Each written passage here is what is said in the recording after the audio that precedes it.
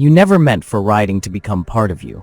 It just happened. At first, it was a hobby, something fun, maybe just a phase, but one afternoon turned into a weekend, then into a routine, and eventually into a need. Now the idea of not riding feels like someone cutting your oxygen just a little too short. Most people wouldn't understand why. They think it's about speed or danger or wanting attention. But every rider knows the truth. It's about that moment after the engine fires and before the first turn, when the world goes quiet enough for you to finally hear yourself again. On the bike, you don't have to explain anything. You don't have to smile or pretend or think your way through another day. You just ride. And with every mile, the weight you carry becomes lighter, not gone, just manageable. You didn't find therapy. You found a throttle, and somehow, that was enough. Sometimes, you ride without a destination. You pull on the jacket that still smells like the last trip, strap on the helmet, fire up the engine, and go. Nobody's waiting for you. Nobody even knows you left. And that's exactly the point. You take the long road out of town, the one with cracked fences and faded signs. You're not chasing anything. You're simply getting away from everything you never really signed up for. Emails, obligations, the pressure to smile on days when you don't feel like it. And then, somewhere after the fourth or fifth curve, something shifts. The bike stops feeling like a tool and starts feeling like an extension of you. The road stops being scenery and becomes a lifeline. Your shoulders drop, your hands relax, the sun warms your back, the air smells like cut grass and hot rubber, and for the first time in a long time, you feel okay. Not perfect, not fixed, just okay. And that's all you needed. The bike teaches you things you never asked to learn. Patience, when you're stuck behind a truck on a one-lane road and want to scream, but don't. Humility, when you drop the bike at a gas station and pretend you meant to do it. Presence, when your mind wanders mid-corner and the road snaps you back instantly. The bike knows when you're tense. It knows when you're distracted. It doesn't lie, and it doesn't let you lie to yourself. You learn, or you suffer. And strangely, you're grateful for that honesty. There's also a special kind of silence that comes when you cut the engine. Not the silence of a quiet room, but a silence you've earned. Your heartbeat is still in your ears. Your skin still buzzes. The engine ticks as it cools, like it's breathing out with you. Nothing is urgent. Nothing is wrong. And in that moment, you remember what real peace feels like. Sometimes you don't even get off the bike. You just sit there, visor fogged, thinking about nothing and everything. Then, when you're ready, you hit the starter again, and the world begins to move. Some of the best roads aren't famous. They're forgotten back roads between small towns, cracked pavement and leaning trees, places nobody photographs. But somehow, those are the roads that stay with you. You don't remember their names, but you remember how they felt, like home, but moving. Those roads hold versions of you that you shed along the way. And sometimes riding hurts.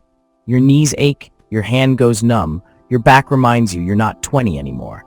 Your helmet squeezes your skull after hours in the wind. But you don't stop, because that ache is part of it. It's proof you were in the world, not watching it through a screen. You get home exhausted, dirty, sore, but alive. And in a life that's become too padded and predictable, that small ache feels like a gift. There's a special intimacy in riding with someone you trust. Not the show-off, not the tailgater, someone who gets it. The kind of person you fall into rhythm with, breaking together, leaning together, nodding at the same gas station without a word. A friendship built one quiet mile at a time. You may end up at a diner you visited 100 times, eating the same food, laughing at the same dumb jokes. But it feels different when you arrived there on two wheels together. Because out there, you're not roles. You're just riders, watching each other's backs without having to say it. And then there are the rides you're not supposed to take. Too cold, too windy, maybe even rain on the way. But you know, something inside you just shrugs and says, go anyway. And as the miles pass, the cold stops mattering. The wind stops punishing you. The empty gray road feels like it belongs to you alone. People think riding is about perfect weather. But honestly, the rides that make you feel invincible are the ones where the world said, not today, and you said, watch me. time works differently on a motorcycle. 10 minutes can feel like an hour. An entire afternoon can vanish in a heartbeat. The same road looks different every time, because really, it's not the clock that changes, it's you. For a little while, you step out of the timeline that everyone else is trapped in. You aren't late, you aren't early, you just are. And wow, that freedom is addictive. There's also therapy in fixing your bike. Tools spread out, hands dirty, knuckles scraped. You're not thinking about your week or your problems. You're listening to the click of a ratchet, the hiss of oil, the creak of a chain. And for once, in a world that often feels uncontrollable, you fix something with your own hands. And that matters. And yes, every rider knows this moment. You park the bike, walk away, and turn back to look at it one more time. Not out of vanity, just pride. You picked that machine, you trusted it, you bled on it, it gave you freedom. Not every ride is a story. Sometimes it's just a loop around the block. But even then, the static in your brain quiets down. Your breath slows. The sharp edges of the day soften. Because sometimes, 15 minutes in second gear is the difference between a terrible day and a tolerable one. One day, the rides will slow down. The bike will sit longer between starts, and that day will ache. But the road won't forget you, and you won't forget it. Riding doesn't just live in your hands or your balance. It lives in how you see the world, how you scan corners even when you're walking, how your chest tightens when you hear an engine echo in a tunnel. Maybe you'll ride again. Maybe you won't.